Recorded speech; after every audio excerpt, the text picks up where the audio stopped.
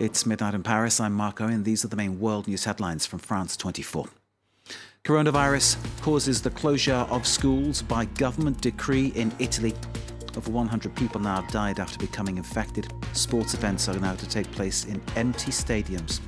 Israel is to close its borders to people from 5 European countries affected by the pandemic. France joining Italy on the list of countries banned by Israel. From zero to hero, Joe Biden's Super Tuesday sees him clear in the lead this Wednesday. Vice President Barack Obama now has more delegate votes than his newest rival Bernie Sanders, the commanding lead in the Democrat race for the presidential nomination. Controversy over the right to an abortion in a U.S. state. The Supreme Court is reportedly split over the issue in Louisiana. It could legally test the existing laws. Critics say it's the thin end of a wedge to try to change the right to a termination.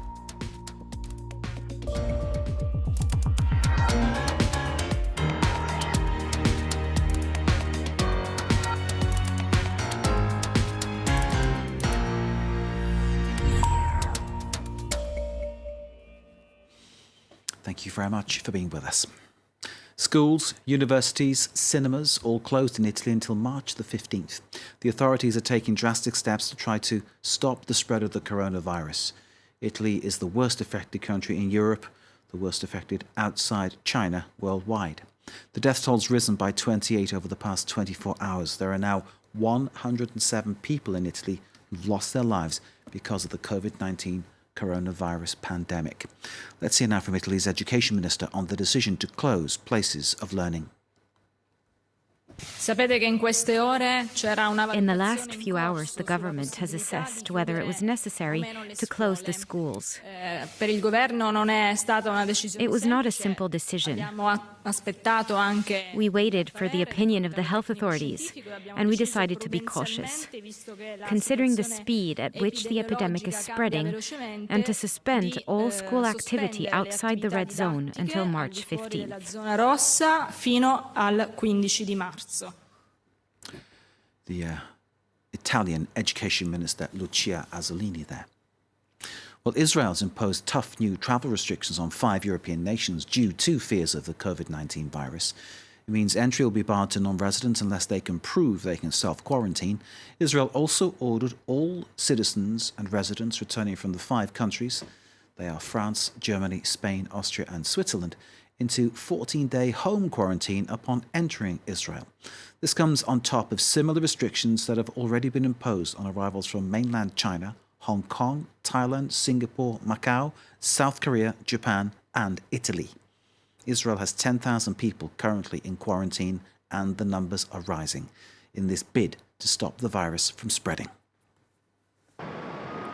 People on board flights arriving in Tel Aviv face new restrictions as the Israeli government takes a sweeping precaution in the face of the coronavirus. A requirement for all travelers to self-quarantine for 2 weeks if they're arriving from some countries in Europe, affecting between 60 and 70,000 people.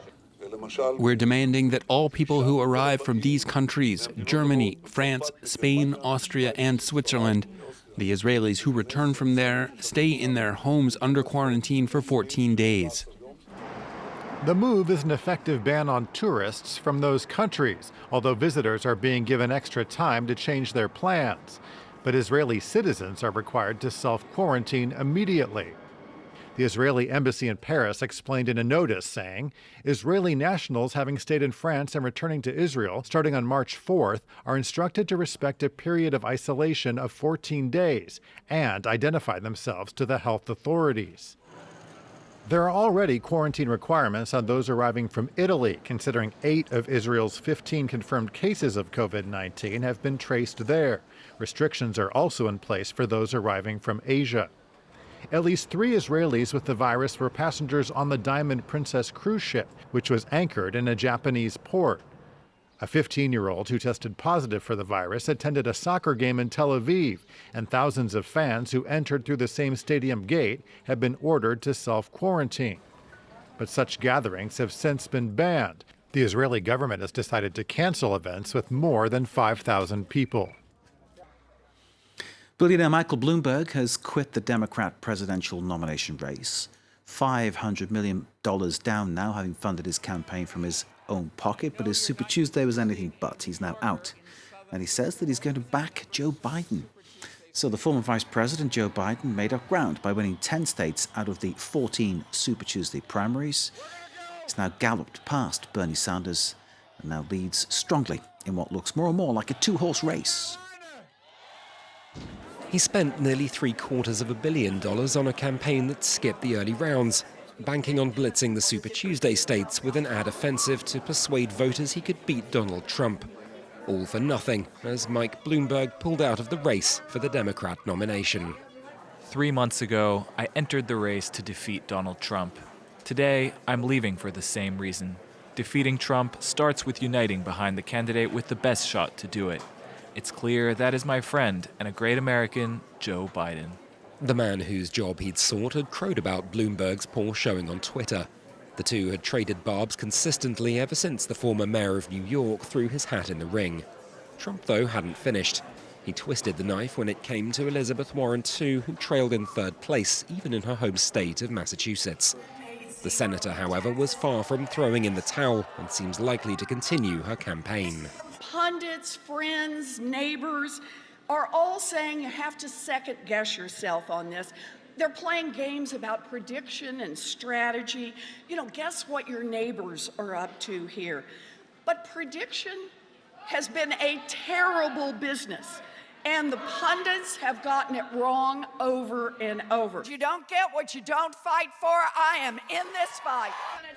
With Warren still very much in it to win it, it leaves the prospect of splitting the vote among Democrats when it comes to the front-running candidates. The Democrat race continues. Meanwhile, the US Supreme Court appears divided as the justices weigh a major abortion rights case. It's a challenge to a Louisiana law that imposes restrictions on doctors that could make it harder for women to obtain a termination. Well, for more on this, let's bring in Mary Ziegler, law professor and historian at Florida State University. Mary, thank you very much for being with us. Is this really like the thin end of a wedge towards trying to ban abortion, do you think? It's absolutely intended to be that.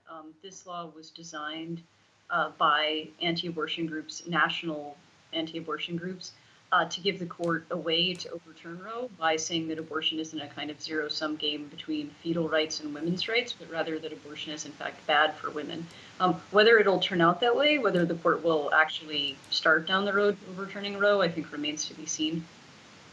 The casting vote could be from Chief Justice John Roberts. Now, of course, he's the man last publicly seen and in high profile at the impeachment trial, so clearly we can put a face to that name. The Supreme Court has really become a lot more conservative under President Trump, has it not? It has, yes. So the usual swing vote in abortion cases really for decades was Anthony Kennedy, who retired and was replaced by Brett Kavanaugh. And Kavanaugh, everybody expects, would move the court significantly to the right on abortion. The only thing stopping that from happening, or stopping it from happening more forcefully, really seems to be Chief Justice Roberts, potentially, not because he's necessarily a supporter of abortion rights, far from it, but rather because he's concerned about the court's image and reputation for being kind of above the political fray. So if the court were to reverse course really rapidly on abortion simply because a president put another justice on the court, that might undermine the court's reputation. So I think you see groups on both sides really addressing their arguments to Roberts. Indeed, and the issue of anti-abortion is something that Trump plays to with a number of his supporters.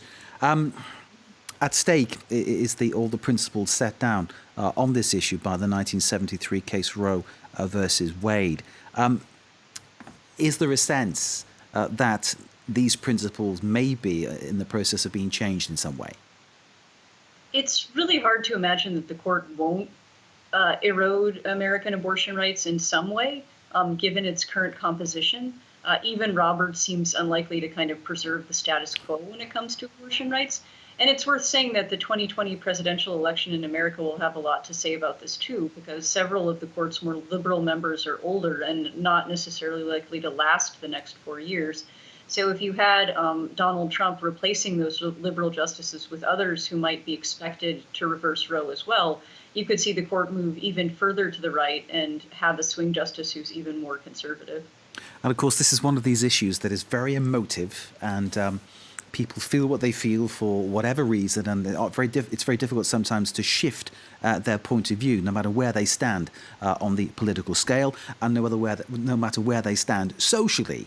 But clearly, this is something, a right that many women and some men alongside them too, have fought for long and hard over many years, and would hate to see that right eroded. Can I just ask you, Mary, to kind of give us a thought on the strategies that both sides will be employing to try to make this case? Sure. So Louisiana is asking the state that was sponsoring the law the justices heard today is asking the courts to sort of focus on the facts on the ground and to uphold a law that's really identical to one the court just struck down 4 years ago because the facts are different. Louisiana is also seizing on this argument that abortion isn't safe always or potentially ever, and that abortion providers have a conflict of interest with their patients, that abortion providers are essentially out to make money and not to look out for women's rights. By contrast, I think you see those supportive of abortion rights leaning really heavily on the idea of the importance of respect for precedent and lower courts and Americans in general respecting what the court has already said. This appeal to precedent is clearly designed to speak to potentially the sort of more moderate conservatives on the court who, again, might not really think that Roe v. Wade was right, but still want to look as if they care about the court's own precedent and its history of decision making. Mary Ziegler, thank you very much for joining us, for giving us your analysis too, Professor of Law and historian at Florida State University. Mary, thank you very much for being with us. We'll be watching for all developments on that case in Louisiana and, of course, the implications that might have in a broader sense for abortion rights across the United States. That's it for this bulletin. But stay with us. More to come, of course, live from Paris.